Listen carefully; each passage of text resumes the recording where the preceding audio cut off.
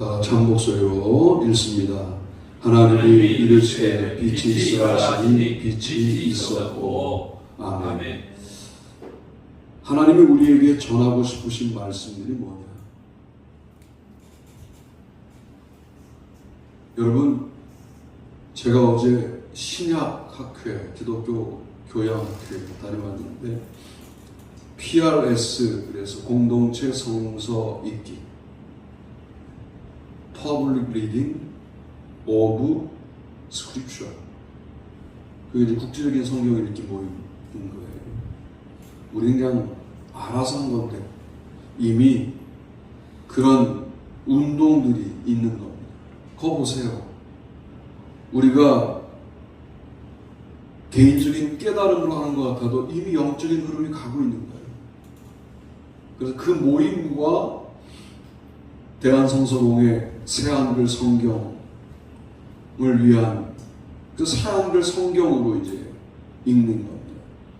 그래서 그 모임을 갔다 왔는데 소리내어 성경을 읽는 것이 얼마나 중요하냐라는 것을 학문적으로도 서로 논의하고 왔습니다. 그때 제가 성경을 통독해 보니까 통독할 때 오는 은혜가 있다라고 이제 한마디 하게 되었고, 그때 요즘 우리 교회 강단에서는 그런 설교를 한다, 그런 고백도 제가 했는데, 오늘은 모세오경 중에서 하나님이 첫 번째 하신 말씀들을 묵상하려고 하는 거예요. 참 성경을 많이 읽었는데 그렇게 생각을 왜 못했을까?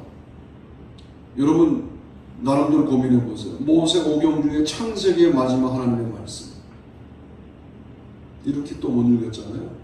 그러니까 우리가 이 통찰력을 가지고 계속 할 수 있는 거죠.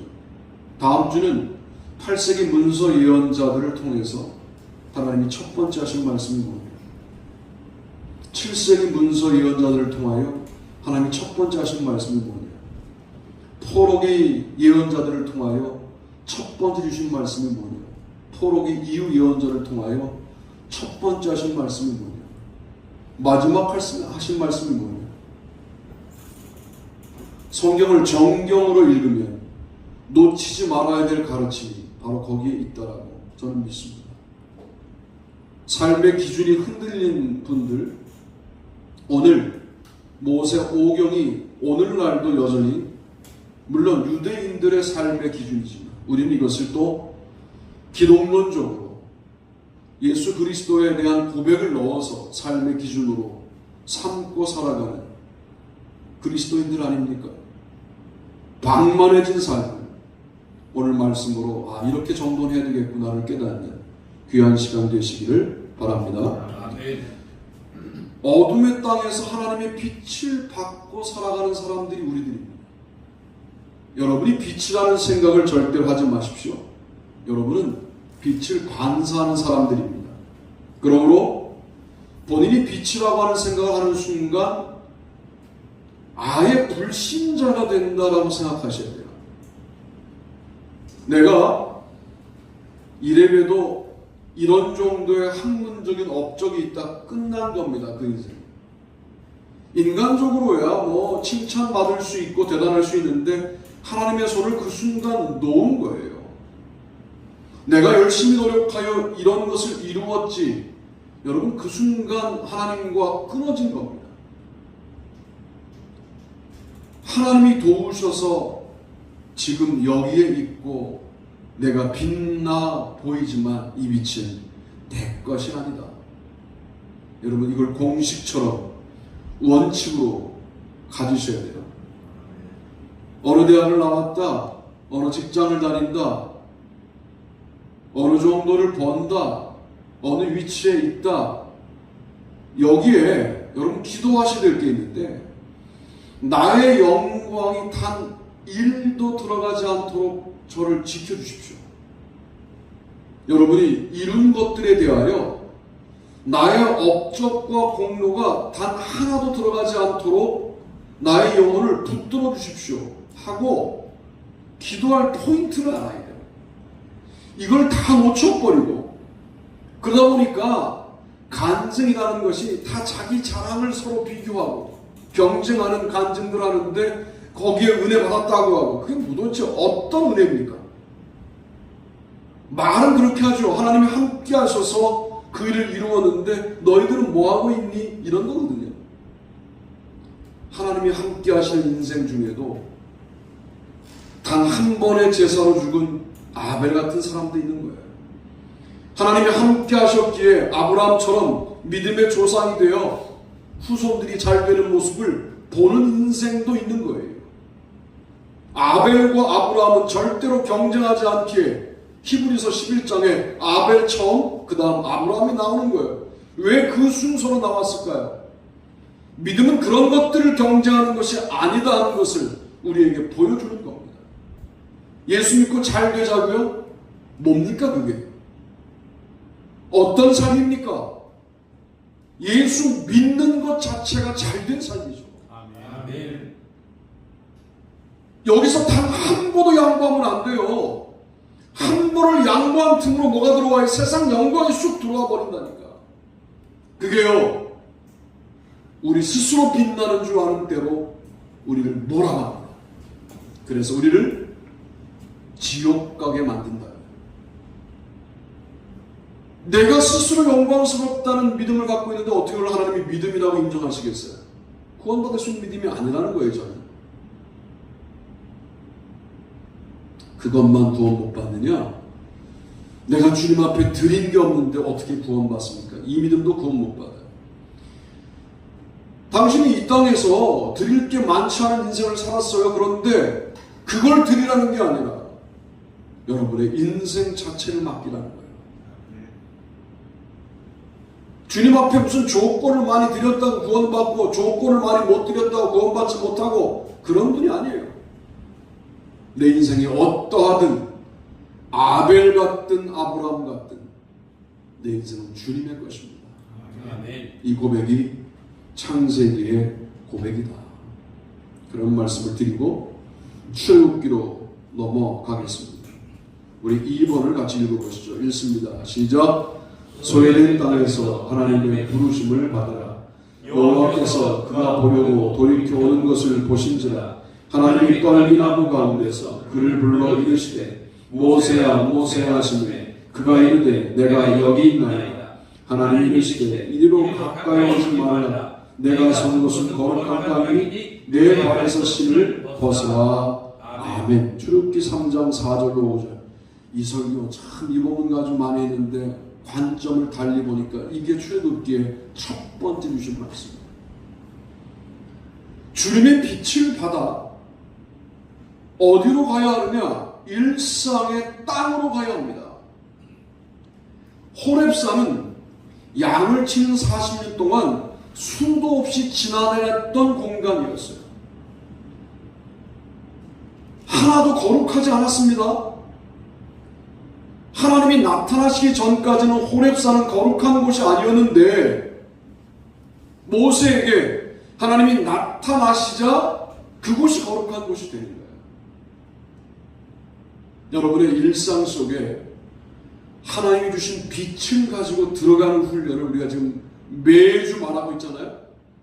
여러분, 이게 출애굽기가 말하고 있는 해방 공간이고 자유의 시간입니다.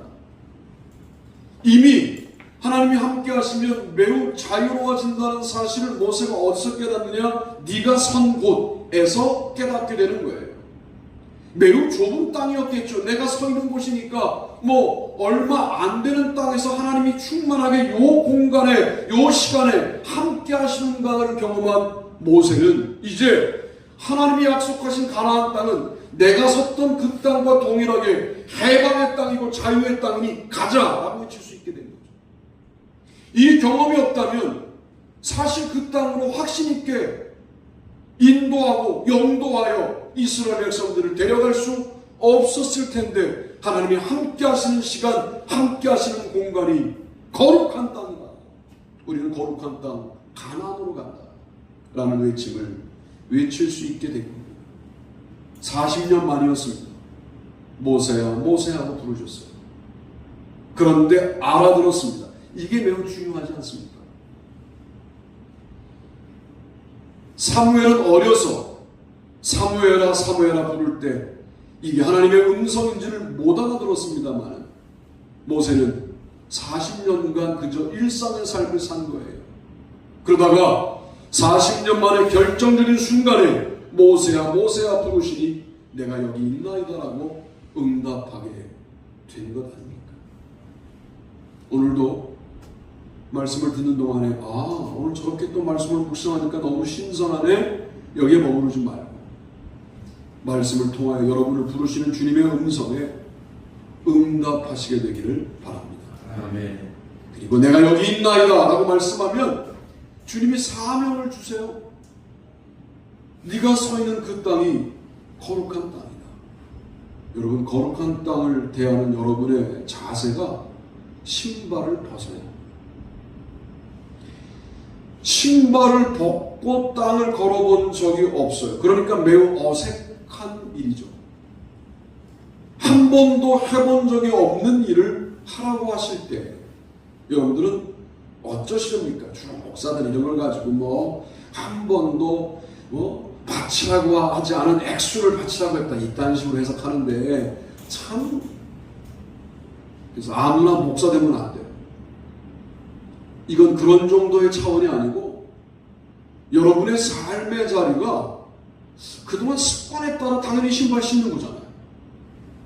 그동안 관성에 따라 이 신발 신고 걸어가는 건데 너 지금 네가 늘 걸어가던 그 땅이 새로운 땅이니 거룩한 땅이니 너 한 번도 해보지 않았던 동생아 발에서 신을 벗어. 모세가 신을 벗자 이스라엘은 출애굽했고 광야의 시절이 열렸고 가나안 땅에 들어가게 되었습니다. 시대를 바꾸는 결단을 나에게 요구할 때 우리는 개인적인 불편 때문에 거부해요. 한 번도 해보지 않은 일을 뭐 하라고 합니까? 한 번도 해보지 않은 방식으로 왜 인생을 살라고 합니까? 주님의 계획이 있다니까요. 여러분이 그저 예수사랑교회 한 개인으로 살고 있다면 이런 은혜와 이런 계획을 주님이 알게 하시지 않아요. 그런데 신발을 좀 벗으라고 말할 때 벗으세요. 할렐루야. 아멘. 그러면 예상치 못했던 역할을 맡기신다고요. 지금은 제가 뭐라고 말할 수가 없는 게 나는 인간이니까 성경에 입각하여 그 일의 규모와 일의 역할이 대단할 것이다 라고 말할 수 있는데 뭐라고 말하기는 어렵습니다. 내용은 말할 수 있어요. 무엇을 말할 수는 없지만 내용은 뭐냐? 억압당한 자들을 자유롭게 하는 역할을 여러분에게 맡기실 거예요. 그게 바로 출애굽기의 첫 번째 주셨던 말씀입니다. 빛을 품고 사람을 해방시키는 역할을 감당하시게 되기를 바랍니다. 아멘. 세 번째 읽어보시죠. 읽습니다. 시작. 압제의 땅에서 하나님의 소망을 받으라. 여호와께서 회막에서 모세를 부르시고 그에게 말씀하여 이르시되 이스라엘 자손에게 말하여 이르라. 너희 중에 누구든지 여호와께 예물을 드리려거든 가축 중에서 소나 양으로 예물을 드릴지니라. 아멘. 레위기 1장 1절로 2절 말씀입니다. 여러분, 이 레위기를 기록했을 때가 바벨론 포로기거든요. 바칠 게 어디 있습니까? 제대로 된 소, 양, 그러니까 복음서로 오면 비둘기 2마리라도 바쳐라. 집비둘기도 괜찮다. 산비둘기도 괜찮다. 재밌던데요. 비둘기들이 이들이 바보 같아서 새 머리가 안 좋잖아요. 그래서 집에 뭐가 있냐면 이렇게 큰 이렇게 기둥 같은 게 있는데 거기 이렇게 구멍이 있어요. 자기 집인 줄 알고 들어와 애들이 못 나갑니다. 들어와서 못 나가는 거 있잖아요. 들어왔는데 갑자기 공간이 넓어져요. 얘들이 갑자기 혼란스러워지죠. 공황 상태에 빠지는 거죠. 못 나가면 그걸 잡아들이면 됩니다. 저는 그래서 성경에서 예배를 드리라 할 때 예물의 포인트가 있다고 말하는 설교는 참 불편해요. 뭐가 불편하냐? 이런 거예요. 집회 전에 헌금 봉투를 읽어요. 우리 교회 전에 해본 적이 없는 일이잖아요. 헌금 봉투 이름을 읽어요. 집회 끝나기 전에 통솔 기도 전에 그 봉투를 들고 또 기도해요. 야, 저는 아직도 교만해서 그렇게는 못하겠습니다. 제가 집회 갔을 때 감사님이 헌금 봉투는 읽어주세요. 그러면 순종해요. 근데 그걸 붙들고 또 기도해요. 그러니까 자기 이름이 2번 들리는 거예요.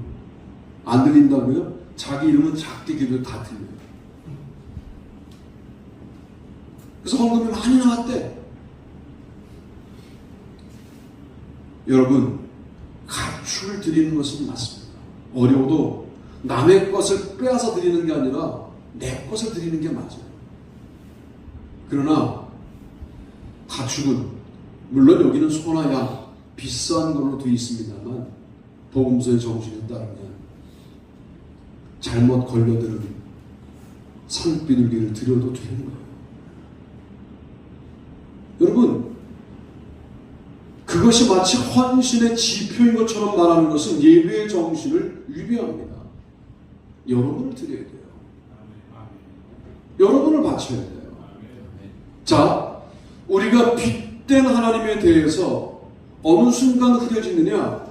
재물에 대한 욕망 때문에 흐려지지 않습니까? 이 부분은 점검하셔야죠. 돈이 많고 적고를 떠나서 빛 되신 하나님의 빛이 나에게 비추어지는데 그걸 가지고 일상을 거룩한 공간으로 경험한 출애굽기를 지나서 레위기로 왔는데 레위기로 와서 어디에 무너지냐면 재물에 대한 욕심 때문에 사실은 흐려지지 않습니까?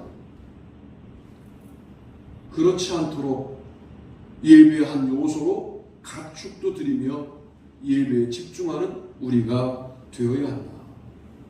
특별히 바벨론 포로기를 사는 동안 예배다운 예배를 드리지 못했던 이들에게 얼마나 예배가 간절했겠느냐. 그래서 레위기가 매우 그들에게 이렇게 예배 드렸어야 하는데 하고 늘 자기를 돌아보는 기준 같은 것이었다.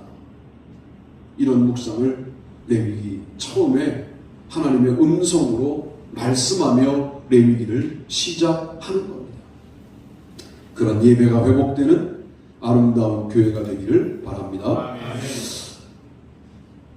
우리 그 다음 본문도 읽어보겠습니다. 읽습니다. 시작. 절망의 땅에서 하나님의 승리를 누리라. 너희는 이스라엘 자손의 모든 회중 각 남자의 수를 그들의 종족과 조상의 가문에 따라 그 명수대로 계수할지니 이스라엘 중 20세 이상으로 싸움에 나갈 만한 모든 자를 너와 아론은 그 진영별로 계수하되 각 지파의 각 조상의 가문에 우두머리 한 사람씩을 너희와 함께하게 하라. 아멘. 민수기 1장 2절로 4절 말씀. 이것이 하나님이 주신 말씀입니다. 자, 보세요. 하나님의 빛을 받았어요. 그리고 일상에서 거룩한 공간 가운데 주님과의 만남을 회복했어요. 예배가 회복되어서 이제 뭐 해야 돼요? 싸우러 나가자. 싸우러 나가기 위하여 우리가 싸울 만한 사람들이 얼마나 있는지를 좀 보자. 아무 때나 사람을 헤아리면 그건 범죄가 됩니다. 어느 때 범죄가 되냐 하면 그 포인트가 매우 중요해요. 하나님이 세라고 할 때 세야 돼요. 만약 다윗이 내가 이루어놓은 공로와 업적이 얼마나 대단한가, 내가 통일한 걸 이루어서 이 정도 나라를 만들었지 하는 마음 때문에 백성들의 수를 계수하면 그것으로 인하여 가뭄도 임하고 전염병도 임하고 여러 가지 저주들이 임합니다. 왜? 자기의 공로와 업적으로 인구 수를 계산한 거예요. 여러분, 그렇게 하면 안 됩니다. 우리는 하나님이 어떤 목적을 가지고 영적 전쟁을 하라고 용사들의 숫자를 헤아리라고 할 때 헤아려야 돼요. 그런 철저함을 가지고 있어야 됩니다. 바벨론 포로기, 이집트에 430년을 지난 지 꽤 되었지만 또 70년의 포로기를 지나고 페르시아 포로기에 또 진입한 그들에게 우리는 도대체 힘이라는 게 있는 민족일까? 우리에게는 무슨 힘이 있을까? 그때 하나님께서 싸움에 나갈 만한 자들을 계수해라 라고 말씀하시면서 뭘 말씀할까요? 너네가 이렇게 된 게, 이런 숫자를 확보한 게 누구 때문이냐? 내가 여러 공격들을 피할 수 있는 강대국의 우상 아래 두어 너희들을 지켰다. 그러니 이제 너희 스스로 싸울 수 있을 때 내가 너희들에게 아름다운 것들을 회복하는 역사를 보여줄 것이다 라고 말씀하시는 거죠. 우리는 순간순간 나의 힘을 깨닫고 또 나의 힘을 보고 나의 힘을 내가 확인하고 이 힘을 가지고 다른 사람을 무시하고 이렇게 살기를 원합니다. 제가 학교에 가끔 가는 이유는 가만히 가서 들으면 통찰력 있는 이야기를 하시는 선생님들이 계세요. 그것 또한 하나님이 나에게 주시는 계시다라고 제가 듣기 위해서 가고, 또 나름대로 그들에게 목회 현장이 없기 때문에 나오는 매우 이상한 논리들이 있어요. 그럴 때는 제가 싸우러 가고 합니다. 그러나 어떤 유형들을 많이 보냐면 자기 실력이 하나님이 되어 있는 유형들을 많이 보죠. 그리고 돌아보는 거예요. 나 또한 그렇게 살고 있지 않았느냐를 돌아보는 거예요. 그러기 위해서 가요. 사실은 학문적인 놀이터에 다녀오는 거죠. 저에게는 쉬러 가는 겁니다. 그러나 쉬러 가다가 가끔 아주 재미난 것들을 깨닫고 오기도 해요. 이번에는 신약학회 학회장이 제 한참 후배예요. 제 박사 후배예요. 우리가 성경을 거룩함을 가지고 읽어야 된다. 그러면서 미국 센트럴파크 쪽에 아직도 회당이 있대요. 유대교 회당이. 그 회당에 2시간 정도 참여할 수 있는 기회가 있었다는 거예요. 갔더니 그들은 율법을 읽을 때 손자, 아들, 아버지, 그러니까 3대가 나오는 거예요. 3대가 나와서 돌려 읽는데 히브리어로 읽으니까 뭐 알아들을 수는 없었는데, 그런데 히브리어로 그 모세 오경의 어느 한 부분을 읽는 거예요. 2시간 정도 읽는 거예요. 가만히 듣고 있는데 그것도 이렇게 두루마리 통 같은 것을 가지고 와서 이제 이쪽에 꼽고 이쪽에 꼽고 무슨 의식이 있대요. 그리고 어린아이서부터 어른이 되기까지 읽어야 될 본문들을 읽는데 너무 자기가 평안했다. 그때 자기가 학회에서 성경을 읽자라는 운동을 해야 되겠다라고 마음을 먹었다는 거예요. 못 봤던 걸 봤어요, 제가. 그러다가 그 교수님이 명지 전문대 교수님이신데 말씀을 못하고 딱 멈추시는 거예요. 울컥한 거죠. 말씀이요? 말씀에 대해서 거룩함을 회복하자만 말할 때에도 감동이 와서 울컥한 거예요. 그러더니 한 1분 정도라 아무 말도 안 하고 있는 거예요. 그리고 뭐 엉엉 울진 않았습니다. 그 다음 1분 뒤에 이어서 떨리는 목소리로 멘트를 마무리하고 들어가셨어요. 저는 어떤 논문 발표보다 그 1분이 은혜가 되었다 라고 말씀드릴 수 있겠습니다. 절망의 땅에서 나는 늘 포로민인가 할 때 너의 싸움에 나갈 만한 숫자가 결코 적지 않다 라고 하는 하나님의 승리를 볼 수 있는 우리가 되기를 바랍니다. 아멘. 다섯 번째 보시죠. 읽습니다. 시작. 불안의 땅에서 하나님의 약속을 받아라.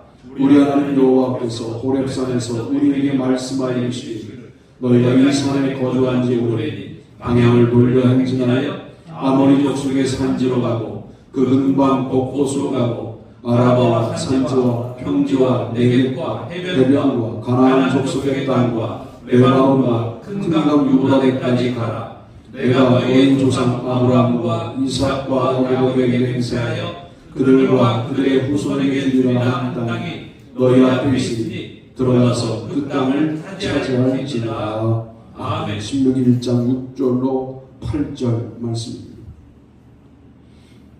자, 빛이 있으라 하여 그 빛을 받은 우리가 이제 일상의 공간에서 거룩한 땅을 경험하고 뿐만 아니라 이제는 주님 앞에 예배를 회복하고 주님의 승리를 믿고 정복해 나가는, 이것이 바로 모세 오경이 말하는 하나님의 백성의 삶의 여정입니다.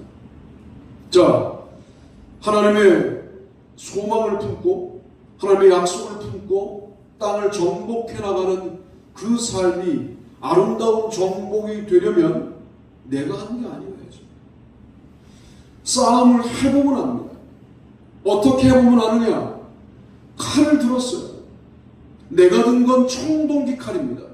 저쪽은 철기로 만든 칼을 갖고 있는데 내가 휘두를 때 칼이 지나가지 않은 녀석도 쓰러지는 것을 경험하면 그때 아는 거예요. 뭘 알아요? 내가 이기고 있는 게 아니야. 이거는 하나님이 전쟁하고 있는 거예요. 하나님이 싸우고 있는 것을 그때 알아요. 싸움터에 나가봐야 합니다. 이게 인간이 보여야 될 소극적인 반응이에요. 수동적인 반응이에요. 능동적으로 누가 전쟁하느냐? 하나님이 하시죠. 자, 물을게요. 그런 전쟁터가 어딥니까? 오늘 예배 마친 다음 시간서부터가 전쟁터예요. 월요일은 본격적인 전쟁터예요. 어떻게 싸우고 계십니까? 에이, 나는 청동기 칼밖에 없어. 세상을 어떻게 이겨? 하고 마십니까? 세상은 지금 AI로 무장하여 온통 강력함을 갖고 있는데 내가 어떻게 이겨? 하고 싸움을 왜 피하십니까? 주님이 함께 하시니 가나안 땅을 정복하겠다 하는 마음으로 살아가는 거예요. 주도 못 가지냐? 그 땅을 차지하라 라는 말씀이 신명기의 하나님의 첫 번째 말씀입니다. 자, 가나안 땅에 갔어요. 또 우리가 어떻게 살아야 됩니까? 또 다른 빛을 주십시오. 또 다른 일상의 공간에서의 거룩함의 의미를 깨닫게 하십시오. 예배하게 하십시오. 우리에게 능력을 주십시오. 또 다른 땅을 정복하게 하십시오. 이렇게 거룩한 땅이 만들어져 가는 것이 아니냐. 이게 모세 오경에서 하나님이 하시는 말씀입니다. 이 선순환이 그리스도인의 삶의 내용들인데 어디쯤에 멈춰 계십니까? 우리 교회는 빛에 대하여 교만하진 않은 것 같아요. 일상에서 거룩한 땅을 경험하는 거, 그거 어려워하는 것 같아요. 그러니 예배가 회복되어 예물을 드리려거든 가축 중에 드릴지니라 이게 될 리가 만무한 거죠. 그러니 숫자가 확보되는 거 어려운 거죠. 그러니 정복까지 가기가 어려워진 거예요. 그래서 이제 2단계 일상 속에서 주님의 말씀을 가지고 싸워보자.